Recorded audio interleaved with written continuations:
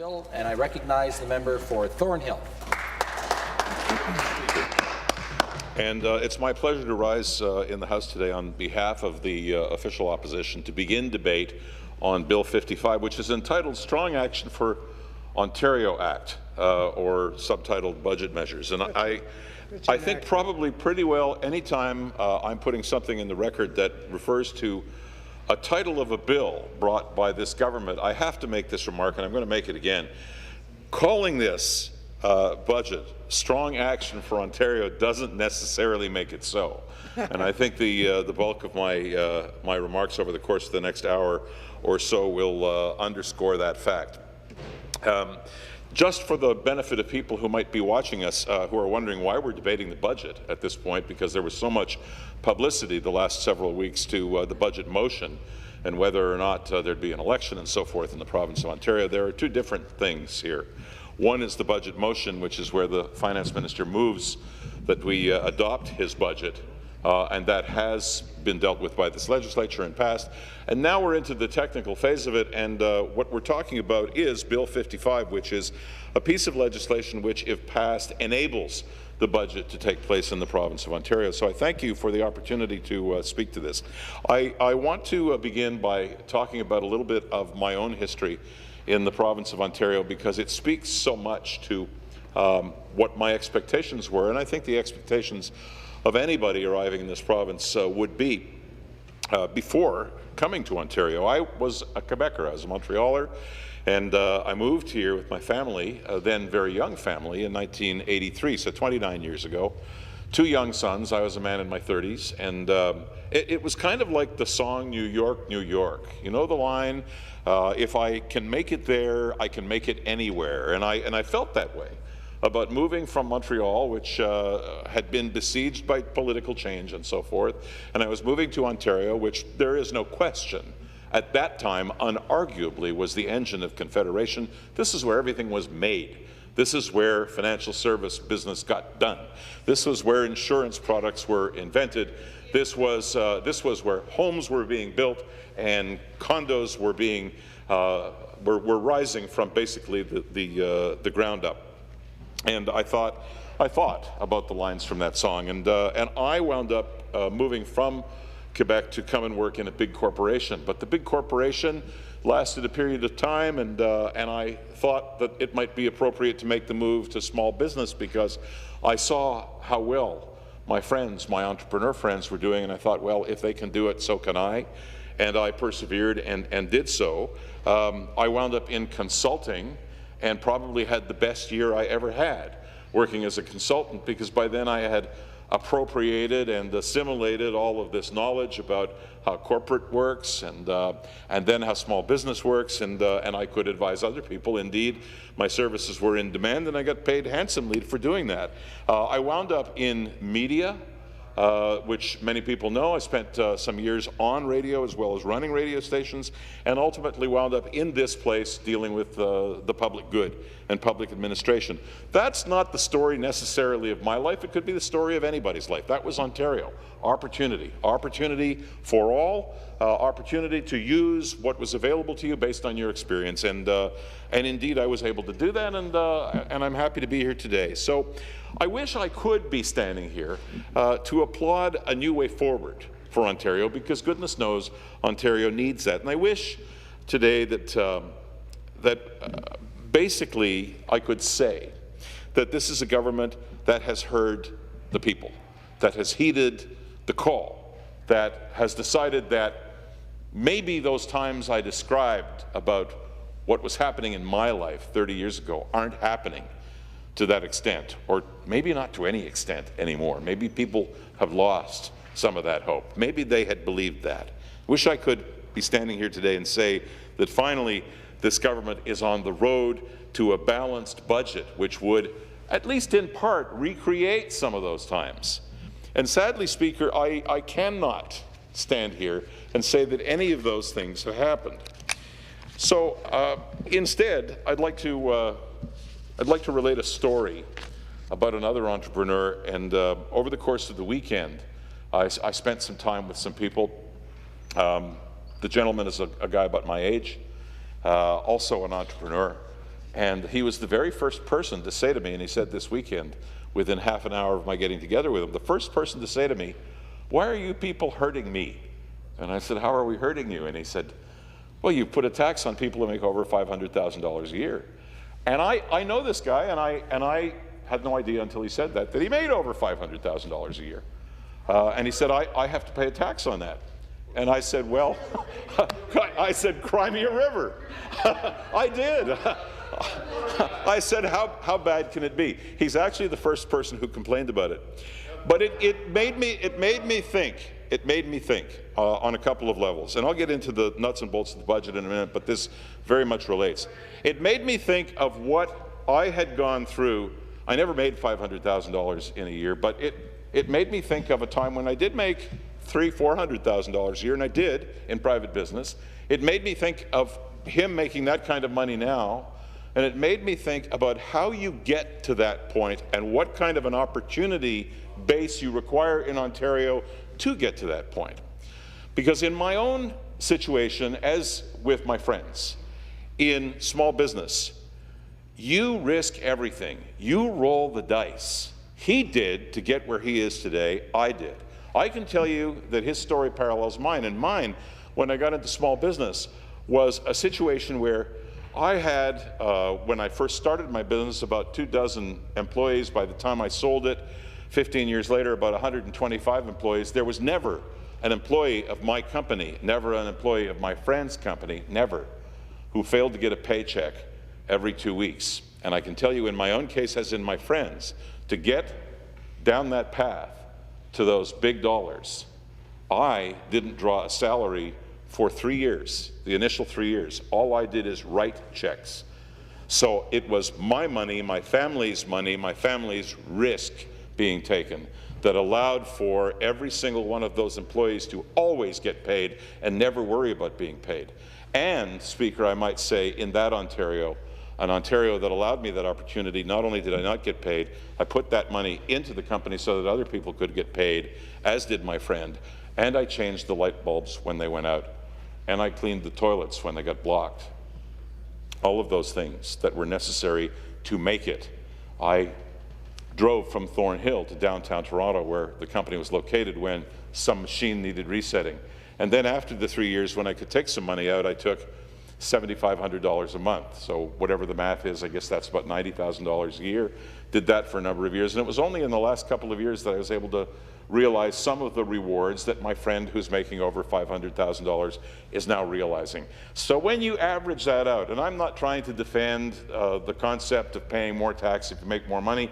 I think that's inherent to the Income Tax Act of Canada before you get into any specialty taxes. What I'm saying is no risk, no reward, and if you average out the dollars of people who are making those big bucks, maybe they made $100,000 a year for their risk. And maybe the kind of modification to the legislation that we're considering, which will ultimately come, I'm sure, in amendments, will address the issue. But the fact of the matter is that there's nothing wrong in looking at high incomes and making sure that you do your part and taking them as the pinnacle of something that averaged to much less over that year.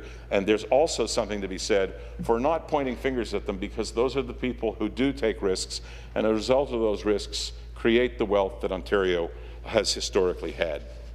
So those are the stories of my life and of my weekend that inform some of the debate that you're going to hear today in terms of Bill 55, the budget bill. Once the horse trading was completed and the budget motion was passed, it didn't take long for the hammer to fall, did it, Speaker? Like dominoes, rating agencies, objective observers voiced their concerns over any government's direction, over this government's direction in this particular instance. First, we heard that S&P, Standard & Poor's, had announced its negative outlook for Ontario's financial future.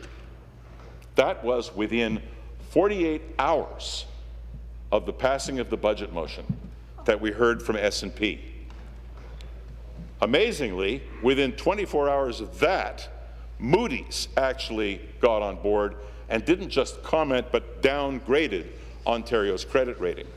All of this within 72 hours of the passing of the budget motion. Jennifer Wong is Moody's Assistant Vice President, lead analyst for Ontario, and she stated, and I'm quoting, "The negative outlook on the province reflects the softening economic outlook, Ontario's growing debt burden, and the extended time frame to achieving a balanced budget." And that source is from Moody's Investor Services. If that isn't a condemning indictment, Speaker, of this government's management or mismanagement of our province, I'm not sure that I know what is. And people, led basically by the Minister of Finance of the province of Ontario, would like to sweep that away and say it doesn't matter. But it does, because we need independent observers with knowledge to say where we stand, whether we're individuals, whether we're companies, and certainly when we're jurisdictions like the province of Ontario. And that indeed is what S&P's and what Moody's did. And so those AA2, which is the grade we've been awarded by Moody's, is not a condemnation of this province to immediate ruin and a denial of any ability to borrow money, but it is a red flag being run up the flagpole that says, down the road a piece, if you don't get your fiscal house in order, you are going to pay. And that's what this is about. So instead of reassessing their position, once their budget had elicited such strong reaction, the McGuinty government persists in stubbornly and very arrogantly, I might say, leading Ontario astray. They continue to write checks that they can't cash, and they make promises they don't intend to keep. The Liberal budget resembled nothing of the Liberal election platform. The Strong Action for Ontario Act, as I've said, is anything but strong action. To aggravate matters, as far as my party, the official opposition, is concerned, there was a suggestion by the Premier of this province, as well as by his Minister of Finance, that for some reason, my party, because it hadn't participated to the level that was expected by that party in some sort of negotiations to modify the budget, somehow or other had forfeited our right to speak. Now, I can't conceive of how that even begins to make sense, but that's what they said. Therefore, if you take that to its ultimate completion, I shouldn't even be standing here and speaking today at all, because I somehow or other, through that arrogant government, have arrived at this point illicitly. I have no dog in the hunt. Why? Because I didn't want to play ball. Well, the fact of the matter is, and it should be noted for the record, that we did participate at table with the Minister of Finance going back to November, again as late as February, but there was nothing meaningful about it because there was no suggestion put forward by this side of the House, put forward by the official opposition, that was of any interest to that Finance Minister or that Premier in terms of incorporation into the budget. So I say that illicit or not on the part of that government, here I stand on behalf of Tim Hudak and the official opposition. Bill 55, the budget bill, is a huge bill. It looks not unlike the Toronto phone book, about that thick. It contains 69 different schedules. What that means to the uninitiated is that it modifies 69 different pieces of legislation in order to enable the legislation that it itself represents, in order to enable that budget to be of force and effect. Interestingly, and I took a look over the weekend at this book, this is not a prop, but rather a budget addendum called Addendum to the 2012 Ontario Budget Report on Expense Management Measures. And if you take a look at any given page, essentially what you're reading is gobbledygook, because what it tries to do is it tries to talk about where the dollars are derived that are going to be saved so that we can have this, quote, strong action. So I picked one, Ministry of Children and Youth Services, where they look at saving $16 million this year, $16.2 million next year, $16.2 million the year after that. That takes us to scheduled election year 2015 for a total savings of $48.4 million. And I'm just going to read a highlighted portion. It's a paragraph long. And follow along with me. I'm talking about you legislators here in the House, as well as people at home, and see if you can understand this. Building on transformation to date, the government is working with children's aid societies and the Commission to promote sustainable child welfare.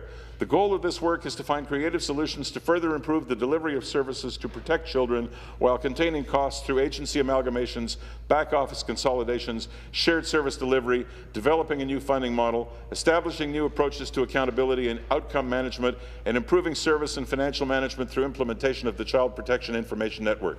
This transformation will support children's aid societies as they manage costs while continuing to provide services that protect children. That's what it says. That's all it says. That equals $48 million. And I'm sure that somewhere somebody with papers and pens and spreadsheets can show me that that is true. But for me to read that, and I'm fairly savvy with this stuff, it doesn't say anything. Here's what I know about children's aid, that if I go back a scant 2 years, this same government was not only unwilling to leave children's aid budget in York Region, where I represent Thornhill, it wanted to lower it. And only by huge effort on the part of myself and my colleagues from York Simcoe and from Newmarket Aurora could we get the same allocation maintained. And now they're talking about cutting $48 million in administrative expenses from the ministry that'll somehow or other enhance children's aid societies. So I think that there's a disconnect here. Look, this is the largest budget that I've seen in my time in this legislature, in every single way. Unfortunately, quantity doesn't necessarily mean quality, and this budget is ample proof of that. Ontario is leading Confederation in ways that I would prefer it not lead. It's leading Confederation in debt level. It is leading in deficit level. The deficit in this year, projected in this budget, is 3 times the deficit of every other province in Confederation, that province and territory in Confederation combined. Terrible.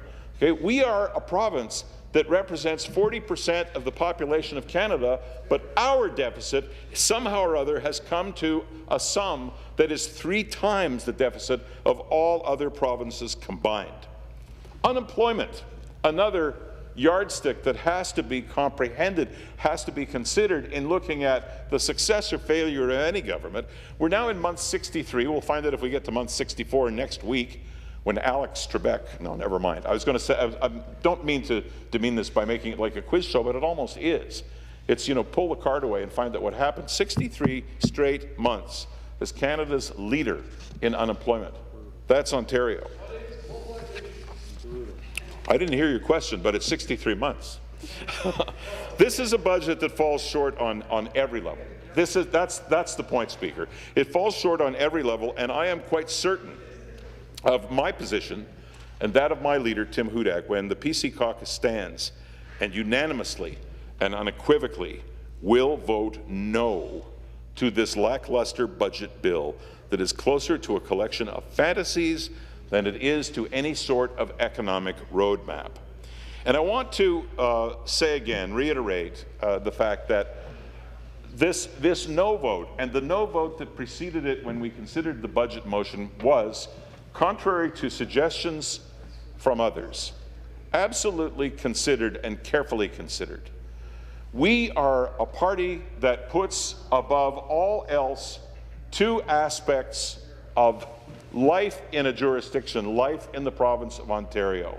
One is that you have to live within your means, and the other is that you have to keep people employed. So when we talk about the fact that there is no jobs policy, and I'll deal with that more fully later on in this talk, we're serious. We're not talking about the creation of a blue ribbon task force or panel that says, someday, sometime, we'll report to you on how you make jobs. We're talking about making jobs.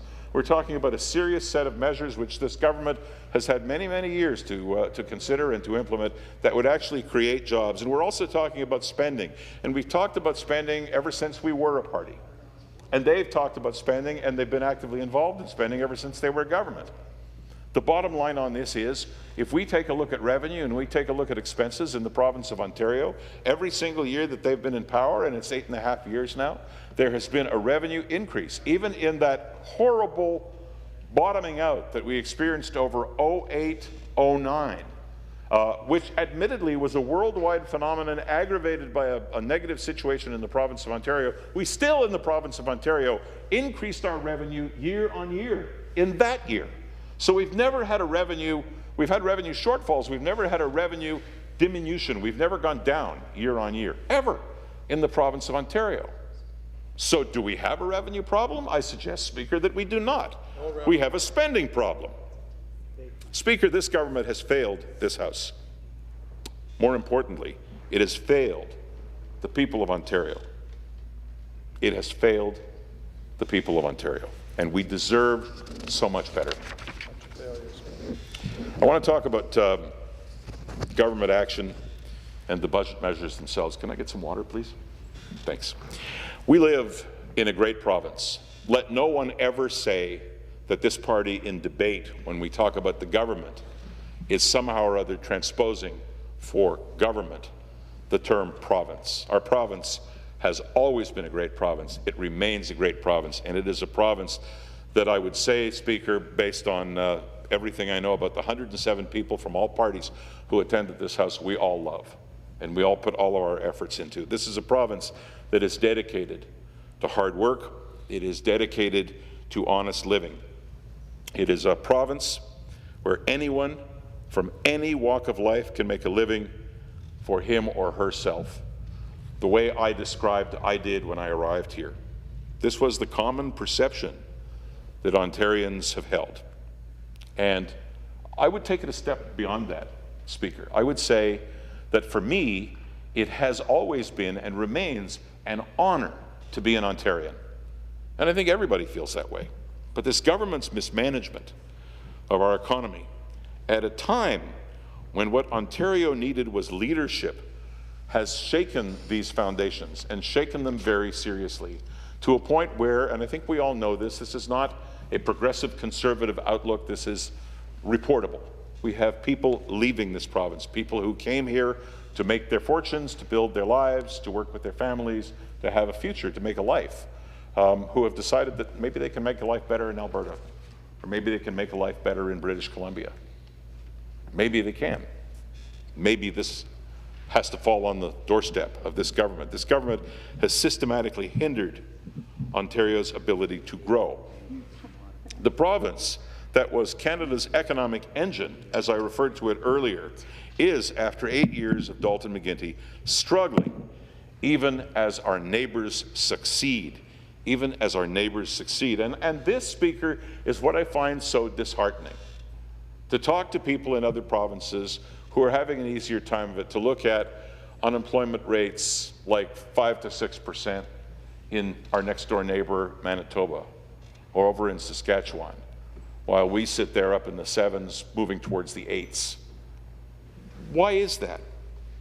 The Liberals refuse to change course, notwithstanding the protestations of ourselves and other groups. We've talked to a great extent, we've talked to a great extent about the possibility of dealing with getting our house in order through a number of measures, probably the chief one of which was mentioned even today in question period, and that is the idea of a mandatory wage freeze in the broader public sector. The Ontario PC Caucus has been calling on the government for months to look seriously into controlling the ballooning overdraft in the government checking account. As a matter of fact, it's worth noting that in the very first meeting that I had that was unproductive with the finance minister in the pre-budget period, dealt with, amongst other subjects, this concept of a wage freeze. And I was given a fairly learned lesson by Mr. Duncan on why this was not possible, the fact that it had been tried, that there was a British Columbia case that had gone before the Supreme Court. We went to the trouble of getting legal opinions that said, to the contrary, we could do this and still can, but this government wasn't going to do it. This would have been effectively addressed if the government had taken decisive action and legislated a wage freeze for all public and broader sector public workers. It's interesting that even as recently as 4 hours ago, there was the Premier standing in response to questions from my leader, Tim Hudak, saying, no, we're not prepared to get into the business of a public sector wage freeze. I think the difference at this point between that Premier's position and the position of my party leader and my party generally is fairly narrow. We say what we mean what we say, and then we follow through and we do it. At the end of the day, this Premier is saying, no, we're not. We believe that we have a working relationship that we've spent years building between ourselves and the broader public sector, and we can resolve it through what will wind up being a friendly round of negotiations. But I'm looking at the papers every day, and I don't see anything friendly about this round of negotiations. In fact, I see a specter of something to come that I'm not liking. And I would say that even the unions involved and the groups involved, the associations involved in these negotiations would have and still would respect the position that my party has taken to a much greater extent, because at least they understand where they are in all of this. If I say to you a mandatory legislated public sector wage freeze is what we propose for the next 2 years to even the playing field, then you understand exactly what it is we mean. Instead, we look at this dance. I wouldn't call it a baiting dance, just a dance between the province of Ontario and its various partners in the broader public sector these days, and I see it leading to much the same thing as what we're proposing. And I take no great pleasure in talking about this from an I told you so perspective, but that's what I see. Why don't you just do what you really mean to do at the end of the day? They can't afford to pay any more money. They haven't allocated any more money in this budget for the next 2 years. Therefore, we're talking about a wage freeze. Let's call it what it's going to be, a mandatory legislated public sector wage freeze. But no, I still hear the waffling on that side. And I find that, frankly, offensive, and I think the people of Ontario should be offended by it as well. During the recent recession, families and businesses all took a hit. A big hit. And I would like to point out very particularly, in the elderly part of our population, probably more so than most. Why? Because if you were a person, let's take a mean age of 70 in 2006 or 2007, and you wound up in the thick of that recession and found that the mutual funds you'd bought with your RRSP that you'd turned into an annuity that was now paying you, or the savings that you had put in a bank account, or the equities that you'd bought on the stock market, whatever your instrument of savings happened to be, they took a hit too. And so the dividend income or the interest income or the RIF income, however you derived your monthly living expenses, suddenly had to drop because of the hit that the nest egg took. It never recovered. Okay? That's not true for a 30-year-old, a 40-year-old, a 50-year-old, or even for me in my early 60s, because I'm still working and I'm still earning a living, and I can afford the time horizon that it takes for some of my savings to recover. Those people never recovered. So a big hit, nowhere more so than that. Everybody took one.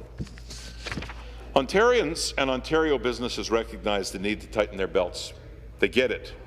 This is during a time of recession. Why does this government refuse to accept that same premise? Why is that? I have gone through numerous pre-budget submissions that asked for that very thing. And I might also make this comment, Speaker. Pre-budget submissions were as scarce as hen's teeth. They were hard to come by. And there's a reason for that. That was because at the time that we ordinarily would have gone around the province with the Standing Committee on Finance looking for submissions from groups and individuals to say what was on their minds with regard to what the budget should contain, there were no pre-budget hearings because the government stonewalled the opposition parties and didn't allow for the creation of that committee before the fact of this budget being presented. And in discussing this, the parliamentary assistant for finance, the finance minister himself, talked about the fact that they had consulted extensively with people using teleconferencing, doing direct consultations. But you know what? That was consultation between the Liberal government directly with people. It was teleconferencing directly with people and interpreting whatever it got to its own ends and ostensibly informing the budget that way without having any information coming from questions that might have been asked that would expose information, and those questions to be asked by members of the third party, members of my party. We never had that opportunity.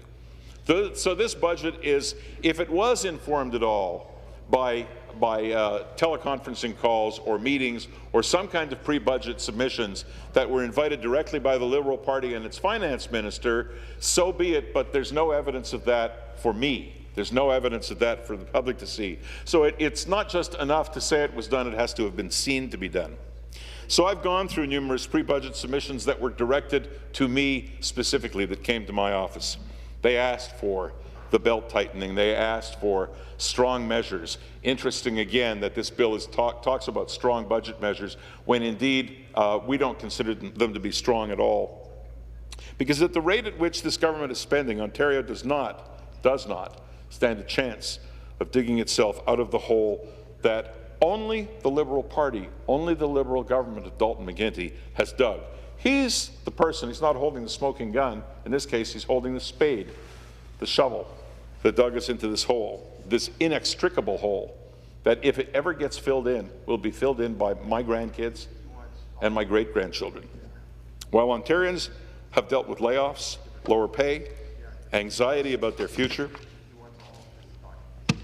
the broader public sector has been out there expecting, and still expecting, that its privileged position, because let's face it, folks, while they are good people and work hard, they are the new elite because we can't move at the level that they've been able to move financially over the course of the past 8 years. In other words, the people who sacrificed and made tough decisions are the same people who are paying the salaries of those working in the public sector, a sector that accounts for the largest portion of this province's expense, $55 billion in the last year.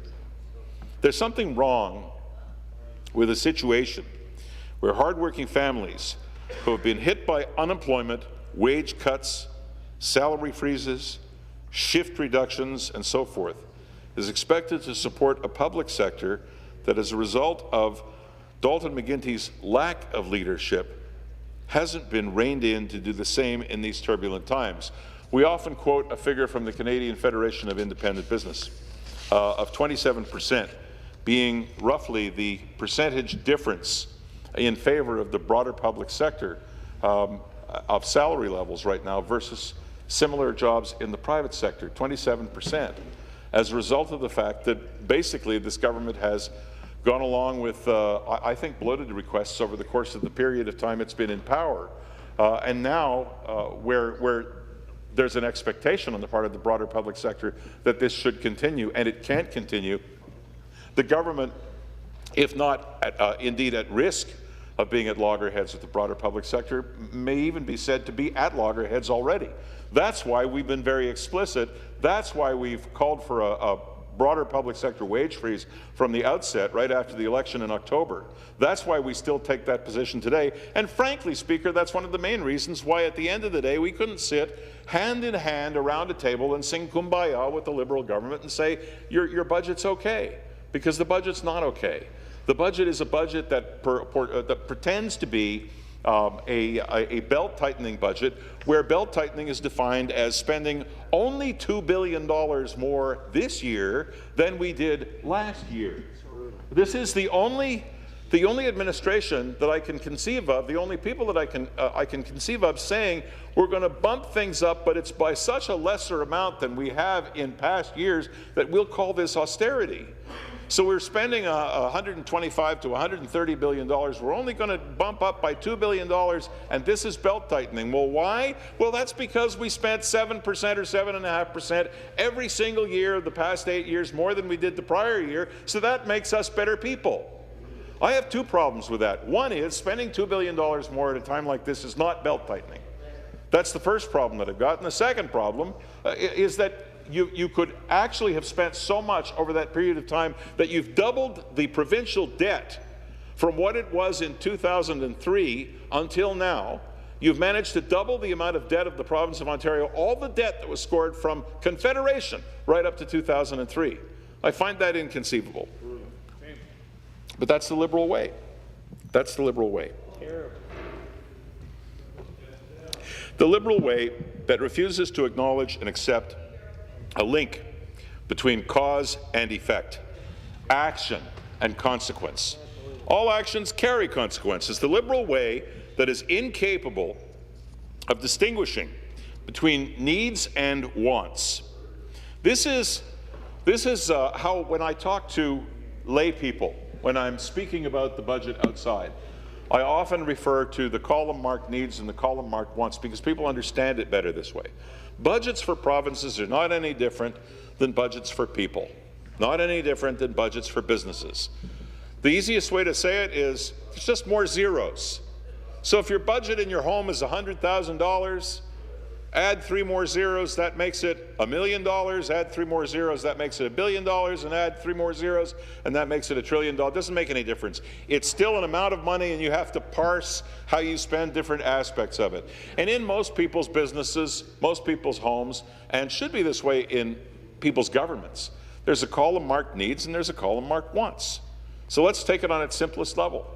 In my home, my needs column is my rent or my mortgage, my heating and electricity costs, my food, whatever supplies the kids need, the clothing and so forth. Those are needs. They're not discussable, they're needs. We have to attend to them. Then there are wants. So if I've saved well, or I got a bonus from the boss, or I've been careful about my needs, I might get to take the kids to Florida in December. That's how most people think, and that's the wants column. This government, the needs column is we have to provide for people's health, all of their health care. We have to provide for education for our kids. We have to provide social services for the community. All of those things that nobody would fail to acknowledge, we certainly acknowledge them as well. But they go into the wants column to a great extent.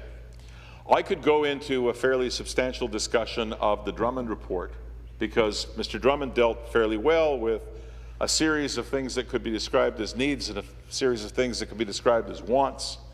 But I will go into the Drummond report to this extent. It's been said in this House before, and I'm going to say it again because it's worthy of repetition. The Drummond report was not about a series of needs and a series of wants. It was about a recipe not unlike what you'd use in baking something.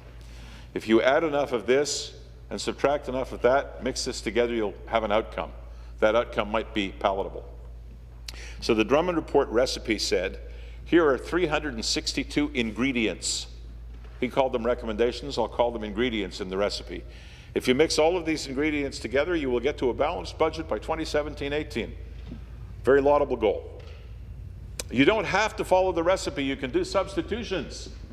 And if you substitute, that means you can take something out of the recipe as long as you put something else back in. The suggestion at the time that the Drummond report, which was nothing more than a delay tactic, Speaker, was brought into this House was that somehow or other my party said you have to adopt all 362 recommendations. We can't. We're going to be good guys. We're going to leave that. We're going to leave that. We'll take that out. We'll cherry pick it. We never said that. What we said was follow the recipe. If you really do want full-day kindergarten, that's fine, but Drummond said you can't have full-day kindergarten, so you're going to have to put something else on the table that addresses the fact that you're going to spend $1.5 or $2 billion that I told you to take out. They didn't do it. And that's the problem with this government. I'm bringing it back to this simplicity. It decided that it wanted to maintain something that was in the wants column as opposed to the needs column because they defined it as a need. Okay, fair enough, but you have to pay for it, and they didn't. And that's why we have a budget that's called strong measures that aren't strong. That's why we have a budget that, notwithstanding what that title represents, spends $2 billion more than was spent last year and carries a title that suggests somehow or other that this government has become austere. But I said that's the Liberal way. The Liberal way, which is incapable of distinguishing between needs and wants. The Liberal way, which is fundamentally incapable of living on a budget, of living within its means. Speaker, we weren't the only ones calling on the government to hit the brakes on its spending and take action on skyrocketing public sector wages. The CFIB recommended that public sector compensation levels must be kept in line with private sector norms. They noted that, and I'm quoting, there is a need to review the spending and compensation practices of the public sector to reduce the cost to taxpayers, reduce provincial debt, and encourage future cost efficiency to avoid future deficits. Sounds pretty good to me. And I think it sounds pretty good to most people. It is, after all, what we ask families to do. It is, after all, what we ask businesses to do. Is it not fair that we should ask the government to do it? The Ontario Chamber of Commerce, which represents over 60,000 businesses, also called for a long-term public sector compensation restraint strategy. How many organizations do you need to hear from before you start to agree with common sense? All that Tim Hudak and the Ontario PC caucus have asked for from this government is to treat everyone equally, to show taxpayers the respect that they deserve.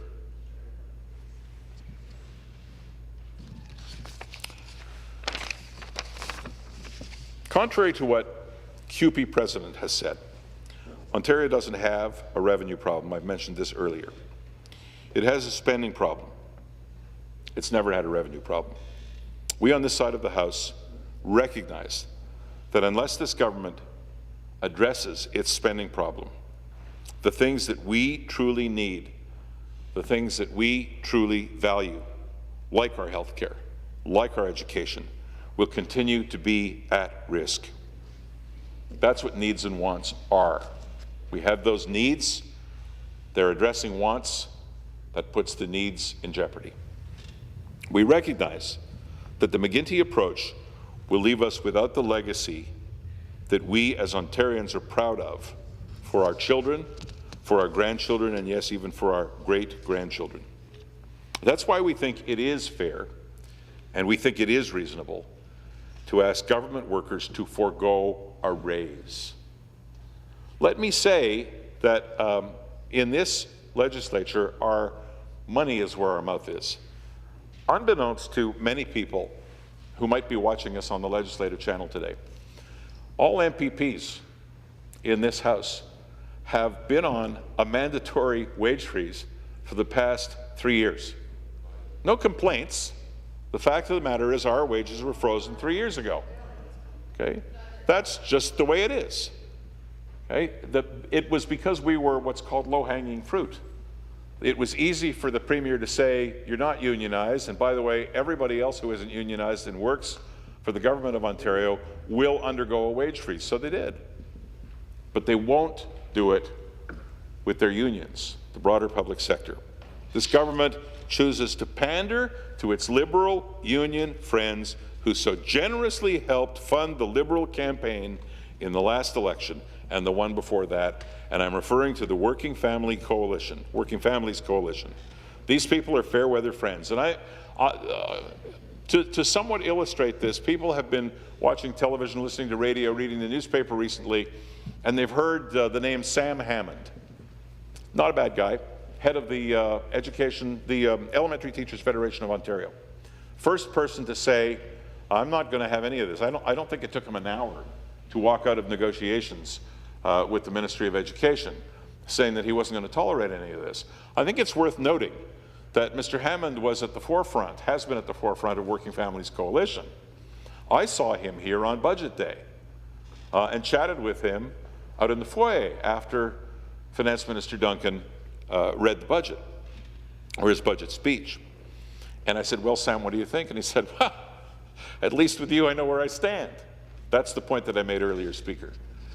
We might not get along in terms of seeing eye to eye on compensation for elementary teachers or the broader public sector in general, but we do say what we mean, and we do mean what we say. And what they're getting over there, I'm talking about their friends, the elementary teachers or the doctors or anybody else who fits into the broader public sector, is mealy-mouthed, two-faced approaches to how they're going to be compensated, because they're trying to, on the one hand, balance the fact that that was where they got about $9 million of support in advertising during the last election, with the fact that they now can no longer afford to take care of them. That's what it is. Job creation is the other aspect of this budget that goes so wanting. It's no secret to anyone that has read the budget that the McGuinty government has utterly failed to tackle what we have described, and I think we have described accurately on this side of the House, as a jobs crisis.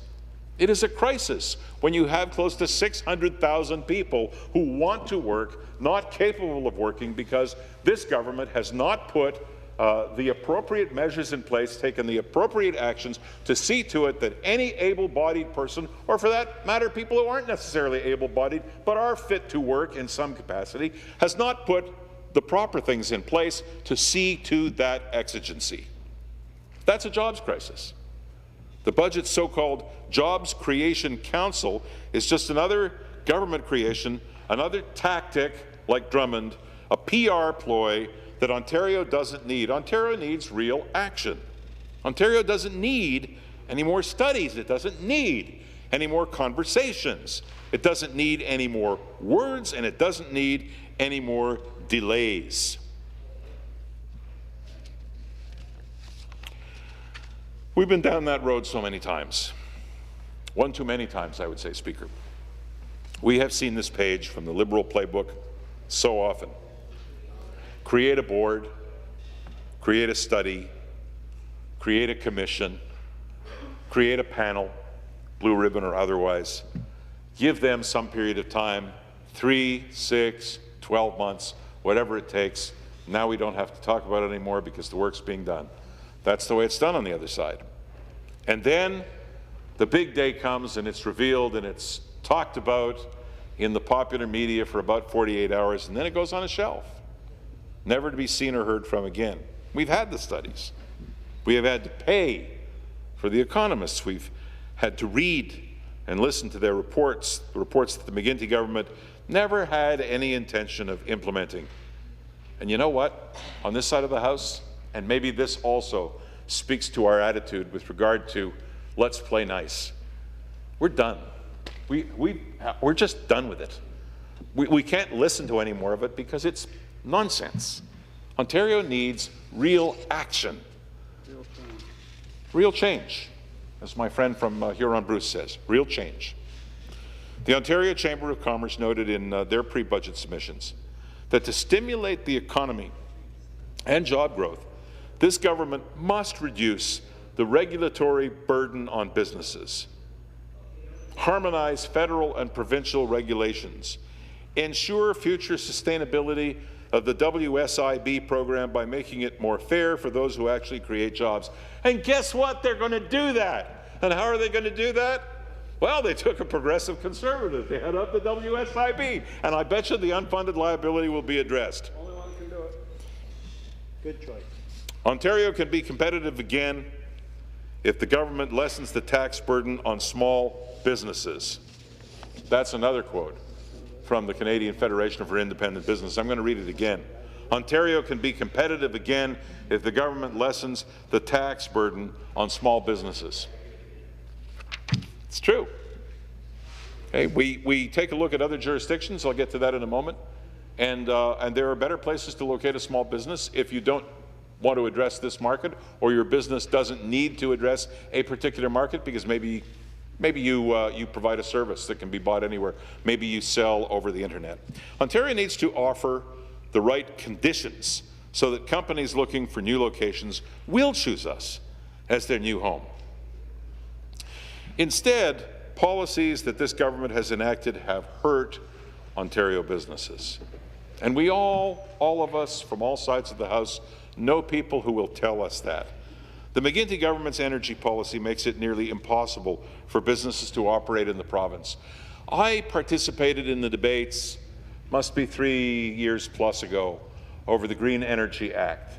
At the time, listening to questions being asked from our side, or even participating in question period and asking the then Energy Minister Smitherman what the ramifications were going to be cost-wise of the Green Energy Act on individuals and on businesses.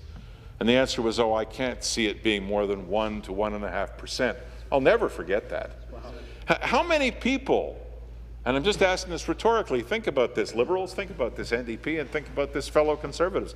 How many people who are either on the home environment or in businesses asking you, what's wrong with my energy bill? It's insane. How many of you have been asked about the global adjustment? The global adjustment that basically is such a huge number that it doesn't just threaten to put businesses under, it's putting businesses under. Brian Weller of Richmond Hill writes, quoting again, "Monthly electricity consumption means that generation costs have increased 35% from roughly $110,000 in January to $150,000 in April for one Ontario employer in our group." Hey, this is serious money. And this is serious money that doesn't come close to 1 to 1.5%. This government made a decision to get into a high-tech, kind of sexy approach to energy through renewables by licensing people through a feed-in tariff program to build substantial or sometimes less substantial wind installations, solar installations. And we said then, and we say now, nothing wrong with wind, nothing wrong with solar, but you got it wrong. You got it wrong because what you're doing is you're paying a ton of money for electricity that you can't store. Now you're creating more electricity than you need, partly because you license too many of them, and partly because you've destroyed the economy so much we don't need that much energy. And you're having to sell this excess energy or give it away, pay people to take it. Okay, so we're spending millions and millions and millions of dollars. You got to get that back because those are millions of government money that are going out the door and they have to be replaced. The present government has totally mismanaged the electricity supply and demand. This is a quoted addendum to what my writer from Richmond Hill has to say. Ontario is the home to one of the largest R&D sectors in the country, Silicon Valley North, if you will, in the Kitchener-Waterloo-Cambridge corridor. There's a large bioscience sector in part of my own riding, Markham. And we have great potential as a province. I might relate a story. As some people will be aware, and there's no secret, our party has a jobs creation task force. We think absent one on that side, we should have created one. We've been working fairly diligently for the last 6 months. We should have an interim report out pretty soon. And we've had a lot of submissions from a lot of very interesting people who come from every aspect of Ontario life, be it academia, large corporate, small business, mining, forestry, whatever. And we talked to a particular person who represented research and development, R&D. And this fellow was part of a company that was the recipient of a fairly substantial, I'll call it corporate welfare grant for R&D. And one of my colleagues said, "Did you need the grant? Was it at all instrumental in you locating your R&D here in the province of Ontario?" And he said, "No." "Why'd you take it?" "They didn't apply." "Why'd you take it?" "Well, because they gave it. We weren't going to turn it down." Would you have located your company in the province of Ontario if you hadn't bought another company that was already in the province of Ontario? Answer, no way in hell. That's pretty damning as far as I'm concerned. On the one hand, I'm really glad they're here. On the other hand, I don't want to hear answers like that, and it speaks to how this government manages our money, all in aid of being able to say that it has spent money on R&D or has somehow or other been instrumental in creating jobs. It's just not so. Dalton McGuinty's at the helm. Ontario is systematically being undercut by its own government, a government that likes to pick winners and losers rather than create conditions in which businesses can thrive and let the private sector do what it does best, which is do business. Private sector people, especially small business people, such as the one I used to be, are not that great at filling in forms, mostly because we don't have the time. And we have to recognize that on the part of the people who are running those small businesses. If that's the case, you have to eliminate the paperwork. You have to make it easier. You have to get the roadblocks out of the way, and you have to let them go do what it is they do, which is mostly selling. And when you sell, you bring in revenue. When you bring in revenue, you hire people. Those people pay taxes. Presto, you don't have 600,000 people unemployed anymore. It isn't quite that simple, but essentially that's the chain of events. Despite their efforts to convince us to the contrary, we know that this budget will be the province's undoing. In fact, we have had ample proof, and I have already offered that proof by way of citing what happened within 72 hours of the adoption of the budget motion, and that was the downgrade by S&P and Moody's, the actual lowering of the credit rating of the province of Ontario. Ever since the Liberal Party has taken power in the province of Ontario, it has been systematically reducing the growth potential undermining our economic future, threatening our fiscal liquidity. The raw facts are that our debt stands at $250 billion, and it is projected by economist Don Drummond, not my economist, their economist, to be $411 billion looming in 2017-18. That's 5 years down the road, Speaker. This is not soothsaying. This is projectable by an economist of great repute. Deficit this year, about $15 billion. Projected deficit by 2017-18, $30 billion. Have I told you about the underground economy? I'm going to tell you about the underground economy. A couple of weeks ago, during the last recess of this House, I traveled to various ridings and did economic roundtables with people who were in various aspects of business and the professions. And I'll tell you a story that came directly out of, actually it was Richmond Hill again, but it was an amalgam of people from Richmond Hill, Oak Ridges Markham, Thornhill, that area of York region. And very particularly one fellow said, you know, I used one of the major job engines, I guess it was Monster or one of those, and I advertised for several positions I had, and they were entry-level positions, paid about $14, $15, $16 an hour. And inside of the first hour that I was up on the site, I had 180 resumes submitted to me by email, 180 within an hour.